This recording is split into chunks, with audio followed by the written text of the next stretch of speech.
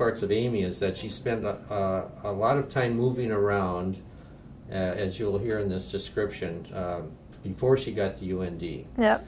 So where should we start with this? Where you were born where? Let's go with that. Born in Denver, Colorado. Born in Denver, Colorado. Yep.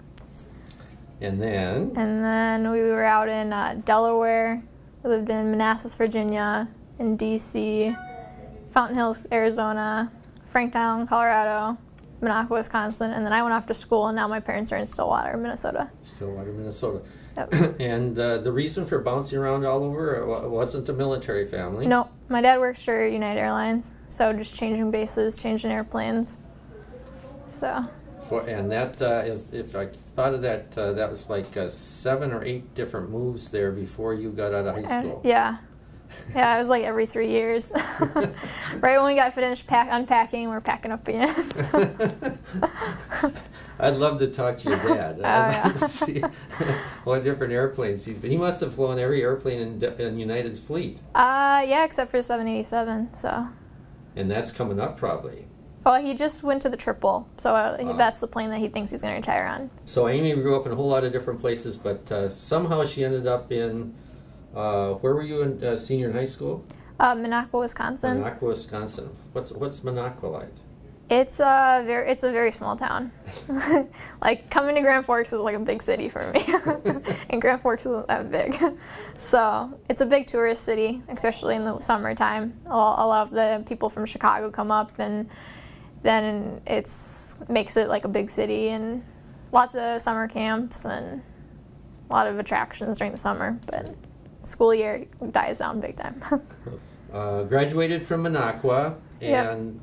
So I suppose because your dad was in the airlines, he knew about UND, and you had indicated. When did you first started to fly? Well, my first flight was when I was 10 days old. Right. But then I have pictures up in the cockpit with my dad because we've always had small general aviation planes. So it's easier to fly like that with a bigger family than trying to non-row on the airlines, especially holiday season. So we'd all just pile in Dad's car or in his airplane and fly down to Arizona and visit his parents. And so I've got pictures when I couldn't even see over the dash. Sure. And then with my little Raggedy Ann doll next to me as my little co-pilot, and and then I started he actually started giving me instruction in high school. But I never pursued my private pilot's license until I came off to school here. That's right. That's right. You didn't do that. But you were real comfortable, obviously. Yeah, it definitely helped. Yeah, coming to school here, having some background and reduced aviation costs my first year big time. How did you actually decide, though, on UND? Well, I looked at a bunch of different schools. Embry-Riddle definitely came up. But the one that eliminated Embry-Riddle was the cost, once I found out it was a private school. Yeah. Because we had a house in Arizona, so I was like, oh, that I could just put my name on that house, and then I could get in-state. That doesn't matter. So that really knocked out that school. And then, University of North Dakota was ranked, I think, #1 at the time for aviation colleges in the nation. Mm-hmm. And it wasn't, it was an 8-hour drive away from home, so it was far enough to get away from home, but it wasn't too far that I never could get home, kind of thing. Sure. And then I came up to the summer camp between my junior and senior year in high school. To here. Yep. And they have a week-long summer camp. They take you up. I got to go up in the decathlon. They don't do that anymore though. But we got a night flight, got in the simulators, and really? Yeah, and it's a week-long camp, and it was just an eye-opener. I could see myself going here. They put you up in the dorms, feed you the dorm food, and I was like, yeah, this is where I'm going to go. And sure enough, I think there was 5 of us from that camp, 5 or 6 that actually came here, and we're still best buds. Is that right? Yeah. And how did you find out about that summer camp, as a matter of fact? That you would have found out about that as a sophomore, really? Yeah, my mom saw, I think she saw it online or through a magazine offering that, and she's like, this would be a great opportunity, especially if this is really what you want to do.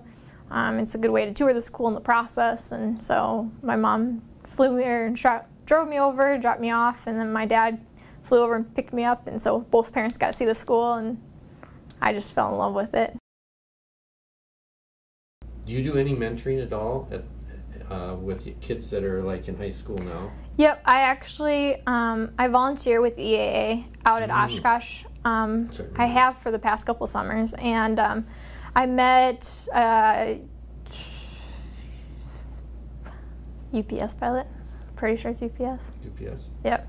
Yeah, because we have FedEx here. Yeah, definitely UPS pilot, and he knew a girl that was living in his area over in Oshkosh that was really interested in flying, and I've never met her until this past summer, and I was volunteering they're working the UND booth out there this year, and she came up and introduced herself, so it was kind of cool because I've been emailing this girl for 2 years, and all of a sudden I got to see the face, and she's so excited and looking at aviation schools. She's senior this year in high school, so, and then we had a girl from my hometown in Minocqua who loved flying, was like, this is what I'm going to do, and I've been talking to her, and now she's a freshman here this year. And so that's kind of cool to see her around campus and watching her solo and finishing up her private pilot's license. And have you instructed her at all? Nope, not yet. Not yet. So that's maybe neat, some down the road. Well, speaking of that, as part of the website, we're going to try to organize mentors through the site. Okay. So if you'd be interested in that. Yeah, definitely. Okay. Now what's the future look like? What do you think is going to happen? My goal's United Airlines. My goal like that's been set for years, because I've been up in Grand Forks now 6 years, and so this was back in high school, middle school, that I'm like, United Airlines, that's where I want to be. And then it was always like, okay, you instruct, then you go to the regionals, and then you get hired with the majors. And it's just like, after going to a place like Great Lakes, it's just like, do I want to even do the regional route? There's so many opportunities out there. So I was talking to a corporate charter pilot on Monday, and I didn't even think about doing that route, and now that sounds really appealing. So I'm kind of like in that, I always knew what I wanted to do, and it was kind of like a chain of events kind of thing. One thing led to the next, and it's just now it's like, there's so many opportunities out there, and I don't have my 1,000 hours yet. I'm sitting over 600 hours right now. 600. So there's just the possibilities are endless right now, especially with the pilot shortage. People are hiring everywhere. So I don't know, just whatever door kind of opens for me is the route I'll go. So what interests you about the discussion that you had with the corporate guy? What kind of tweaked your fancy there? Just you get to fly different planes. You get to go to cool places. It's not the scheduled, you're sitting on reserve kind of thing.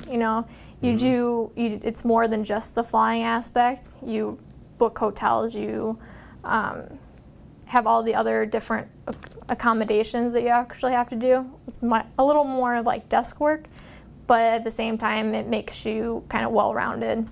Sure. See the whole operation instead of, okay, here's your packet of weather, here's your weight and balance already calculated for you, go turn the autopilot on and fly. So I don't know, it just sounds, I'm at that spot that I'm just like, I don't know what I want to do.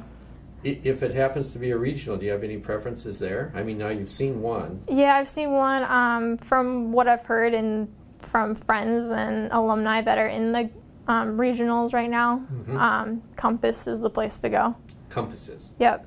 So I've been talking to an instructor out at Compass, looking at that possibility. SkyWest is always... They're always mentioned. Yep. So SkyWest is something that I'm looking into, and we just signed up with like a pathway program, UND and SkyWest did. So that definitely has the perks to that program too. Sure. Kind of like the ExpressJet pathway program that we have. How many pathway programs or things like that does UND have? We have one with ExpressJet, Cape Air, SkyWest, Compass, and then they feed in. I think they all feed into Delta right now, except for Cape Air. I think is JetBlue. JetBlue. So what feeds into United then? Well, United's like SkyWest and ExpressJet. They fly those routes, Well, they do but I think the guaranteed interview, if you do well, is with Delta though. I see. So. because they fly a little both United and Delta routes. So we need to get to, tell me all about what happened after I took the picture of you. Didn't I get you coming off the runway? What we're talking about now, folks, is we're going to start talking about the ARC race that Amy was in this spring. First time UND was in it? Or Nope, this is the second year, because you were in the Yep. first year. So did I not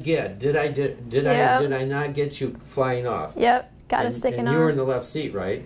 I was in the right seat. You were in the right seat. Yep. But did you not increase your speed, stay low, increase your speed to come off? Yep. Okay. Yeah, that was our strategy. That was your strategy. Yep. Okay, so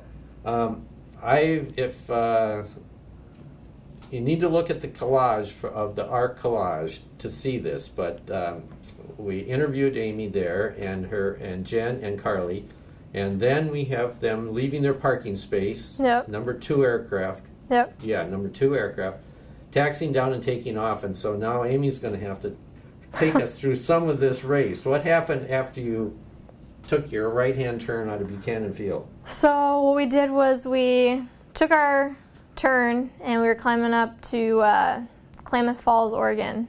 I guess that would have been the first checkpoint. And our strategy was to stay west, just kind of stay in the mountains, thinking that the wind was going to be better there. Yeah, that didn't happen. Probably hurt us in the long run because I think we went a couple extra miles. We came in and we're like, okay, can we make it to our next leg, which was to Elko, Nevada?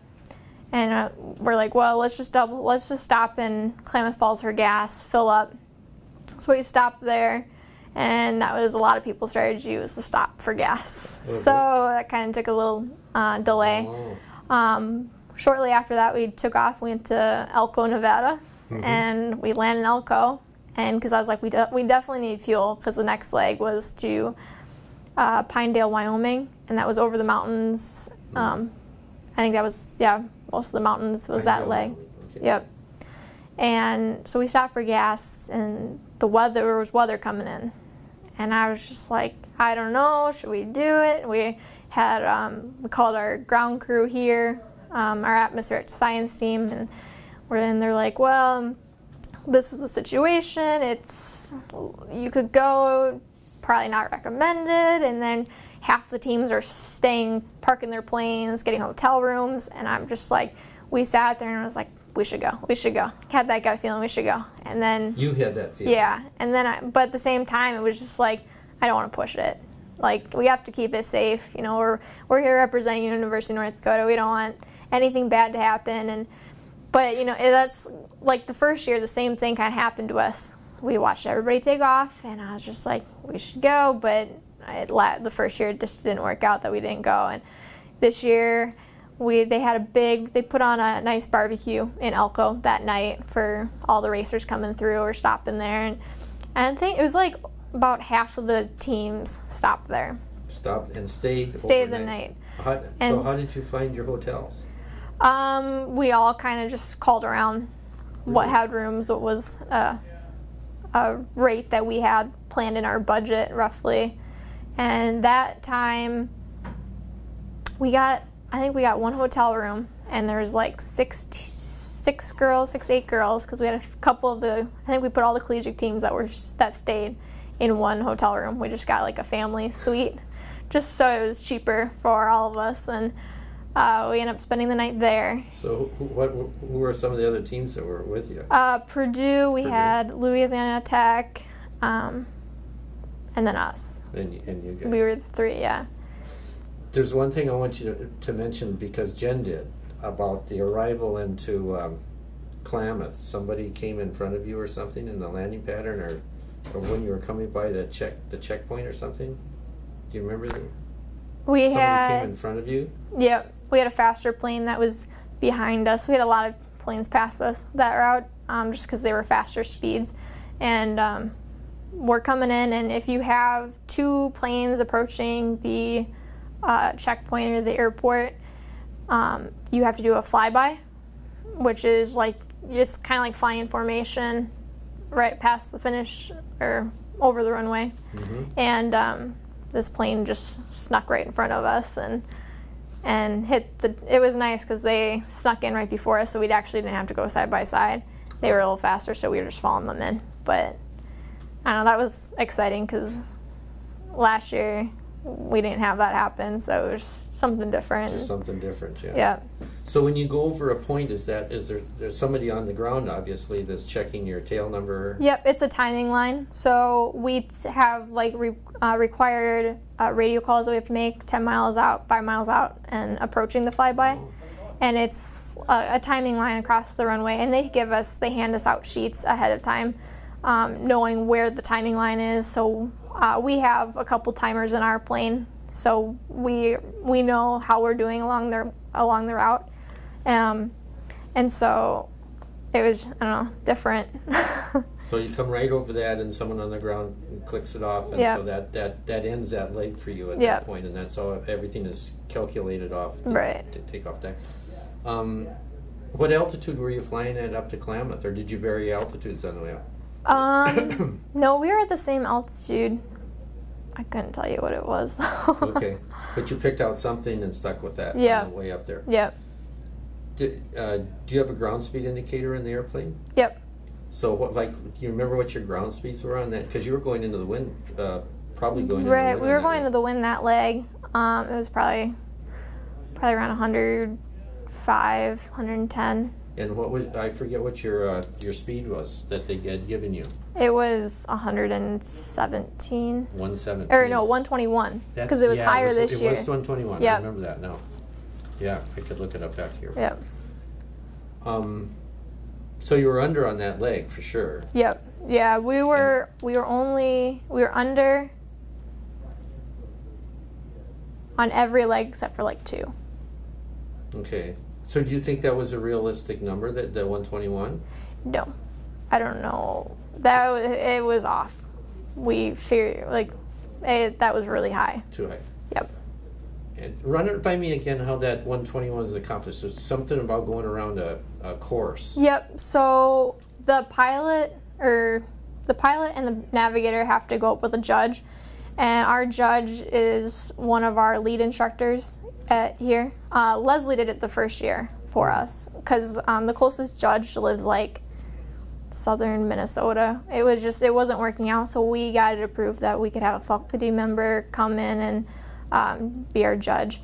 And so you take off with full fuel, and then there's requirements on what needs to be in the plane and the certain weight, and then you go up and you fly a rectangular course at density altitude 5,000 feet, and then every leg is like 5 minutes long. And you get ground speeds, I think it's like 10 ground speeds or something like that per leg. And we have a tracking device in the plane, so we send all that information to the head judge, and then they calculate the grounds or the handicap speed for us. So you say there's 10 ground speeds taken on a 5 mile leg? 5 minute leg. 5 minute leg. Yeah. So 10 calculations there.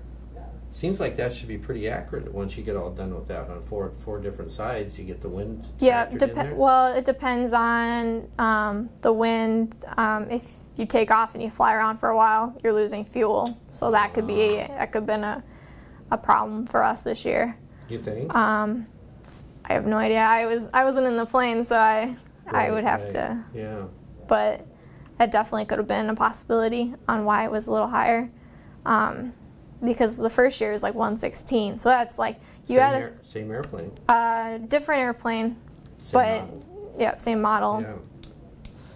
But yeah, adding that third person, we didn't think it was going to up it that much, but yeah, that would be what, another 125, 30 pounds. Yep. Yeah.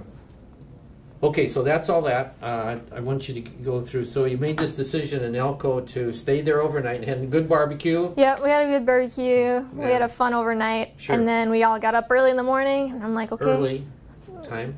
5 a.m. Yeah, you get up early for the race. Because you need all the lights. Right. You want to try to get up. And we were losing time going across the United States, too, because of the time zones. Yes. So we were like, well, if we get up early, we can have so many hours to fly. And looking at the forecast that night, the night before, it wasn't looking too good. But I was like, you know, we're going to be at the airport. We're going to be ready to go just in case the weather forecast was wrong. And by the weather not looking good, what do you mean by that? Low clouds. We got out to the plane, and it was not flyable. It wasn't VFR conditions. Oh, because of clouds. Yep. Clouds, and then the freezing level was low, so if we would have gone, possible pickup of icing, and our plane's not approved for icing. We don't fly in icing, so that was definitely something else to think about. So everybody that spent the night, the first night in Elko, stayed the whole next day and the whole next night. Really? Yep. Because the weather clouds. just didn't improve, right? Wow. So we all stayed the next day. So we're starting day 3, and we have 4 days to do the whole race. So you have 2 days left. Right. So we get up early. Everybody gets up. I'm like, weather looks great. We get out to the plains, covered in frost and ice. What? Yep. This is mid-June. Mid-June. And it's like our plane's covered in ice. They don't have defrost. So we're taking rags, trying to get all of the ice off of our plane. And 2.5 hours later, we're like turning the plane in circles, trying to get the sunlight to hit the plane while we were like scraping all this ice off. And it was just like nobody was expecting that. So we have all these wet rags in the back of our plane now, and we finally take off, and you know, we were all at that point like, all we want to do is finish. There's a fourth to half of us that are still back here. They haven't extended the deadline yet, so we're just going to keep going. So we're all, with the air race, you just don't tell each other what you're doing or what altitudes you're doing. But at that point, everybody's on the radios, like, this is what the weather looks like here, the faster planes for the slower planes, and we're at 10 miles, what are the clouds looking like? And okay, you can get above the clouds because they were all like scattered. So if you get above the clouds, you can go. Just make sure you descend by this point because it's overcast past that. So. And this was information coming from some people that were up in front. Yep. Gotcha. So it was nice that we all kind of became a group and helped each other out. So we all made it to most of us made it to Pinedale. People were diverting along the way just because their plane wasn't capable of getting over the main range over by Logan, Utah. Yeah, so you went, I was going to ask, you went through the Logan Pass there? Yep, we had to go. We went over the Logan Pass. So, but we made it into Pinedale, which was good, and we stopped in Pinedale, got fuel, and I was like, we're filling up because we have to make it. We had it laid out that we had to make it to Iowa City that night. Otherwise, we weren't going to finish the race. And that's a long ways away. So what we ended up doing was we got full fuel, and we stayed low the next leg to Scottsbluff. And we sat there and calculated. We constantly had our E6B out, and you know, there's some collegiate teams that they're like, you brought an E6B on this race, like we don't even use those in training. And I'm like, yeah, we're like ingrained to use these things. So we constantly had that out. Okay, how much fuel? If we're burning this much, can we make it that next leg? Because this was going to be our break it or make it kind of deal. Iowa City. So what we did was we did a low approach, or we did our flyby into Scottsbluff and kept going. Kept going? Yep. And you went from where to Scottsbluff? So from Pinedale, Wyoming to Scottsbluff, and then we continued and went to Norfolk, Nebraska. Okay. So it's like 4.5 hour flight, so you're exhausted by the time you get to that point. Just from sitting in the plane, you kind of just have to stretch your legs. And so we got into Norfolk, and our biggest competition, I think, with the Elko crew was Louisiana Tech. We've got the same kind of plane, but their handicap speed was a little lower than ours. So and they only had a 2-person team, so that could have been part of it. But they're like, well, we have to stop every time. I was like, well, if we keep going and we try to get our most aft CG, we can make it to Norfolk with our sitting there calculating all this out. So we made it into Norfolk, and I was like, we have literally 10 minutes on the ground. Somebody needs to have everything ready, have the fuel slips all filled out, that we are ready to go right when we land. So we had Jennifer in the back filling out paperwork. Carly, I think Carly was flying.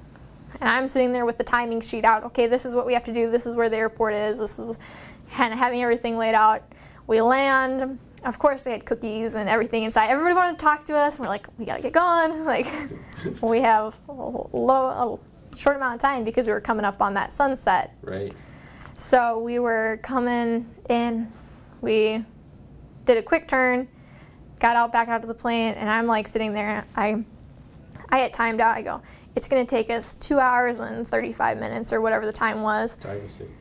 And we took off, and we have a timer in our plane that tells us if we have a direct route, if we do that in our flight plan from Norfolk to Iowa City, and it tells us our expected time of arrival.